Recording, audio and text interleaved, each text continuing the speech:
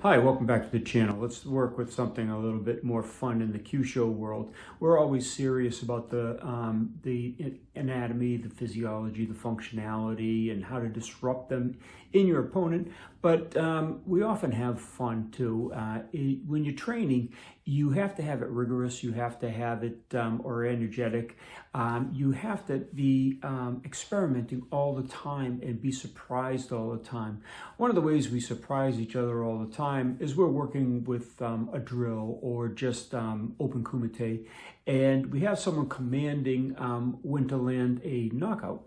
And it's just interesting to see how it transpires and the effects on the individual, because when someone calls out a command to do the KO by just saying go or now or whatever they're going to say, you have to react in time. Your senses have to be keen on that split-second reaction.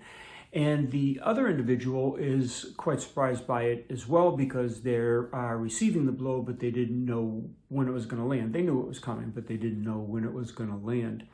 We're also working with the idea that if you get hit and it doesn't work, you don't fall. And if it does make you fall, but you just fell either by tripping or you fell from physical dysfunction, but you think you can carry on, well, you get up and you do it. And that breeds a different aspect in the martial training regime, especially in Kyusho. Most people do the standing knockouts that you see a lot of times on my channel here as well. And that's just because they're tutorials showing you how to hit, how to access the correct nerve, the trajectory of that nerve, the effects of striking something like that. How you put it in your training is your own personal thing. We don't try to tell you how to train the Kyusho. We just show you how to apply it, and you're on your own to place it into your own style, your own methods, your own martial art. So anyway, we do it with certain drills. We do it spontaneously. We do it in many different aspects. We do it with karate, aikido, tai chi. We do it in all different martial arts. And that keeps us evolving, because we're always challenging ourselves with new movements that our body's not really ready for. For example, if you take karate, you have a set pattern of body movements. Your body moves and your stances react in a certain way, whereas another style, such as Wing Chun or Tai Chi or Aikido, use different footwork, use different balance points, use different body actions. And to blend these all together in a training session is fun. It's challenging, especially if you've come from a set martial art and it's your first time into a Kyusho setting where all martial arts are involved at the same time, affecting the one thing that's the core, and that's the Kyusho, weaker anatomical structures and dysfunctioning of the opponent.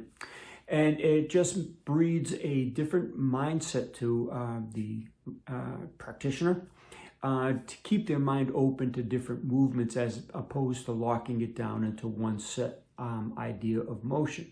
Now, both can work. I'm not putting down any other training methods. I'm just saying this is the way we experiment and we evolve with Kyusho training, is we involve many different styles of martial arts. So if we come up against a different martial artist that does something different from us, we're not taken off guard as much as someone that had never worked with a particular style or a particular set of motions or attacks or defenses, however, whatever the case may be. So in the extended video that's coming up right after this intro is a person going through a set of applications. There are 3 applications that he applies, and he's got 3 different partners.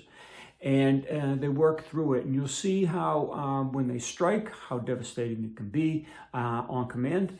or by surprise or spontaneously. You'll also see how when a person gets struck and it causes dysfunction, but it doesn't cause an impairment to their system, they get right back up and they start trying it again in that flow pattern.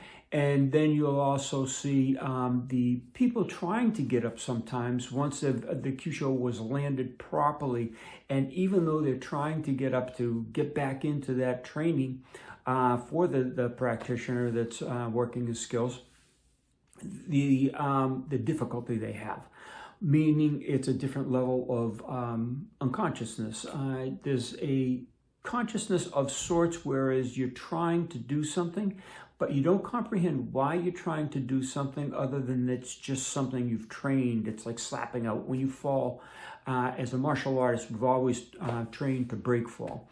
And it becomes automatic, whether you're thinking about it or not, it just happens. If you're walking down the street in the snow and you slip and you fall, you break fall. You're not thinking about it because it's not your martial setting, but you break fall. It's the same thing when you lose a little bit of your consciousness.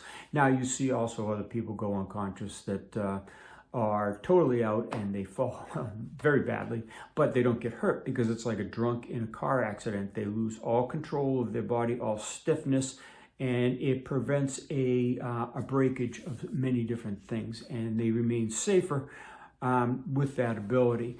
Anyway, I digress. So you'll see a bunch of the ideas we're talking about here in this upcoming sequence of 3 knockouts.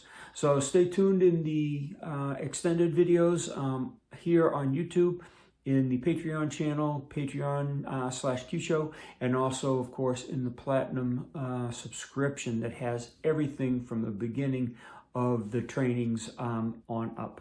So it's a huge history. We hope you can join us there, because these are great snippets that we put on a weekly basis here on the extended videos. But the Platinum subscription actually has your full Kyusho education.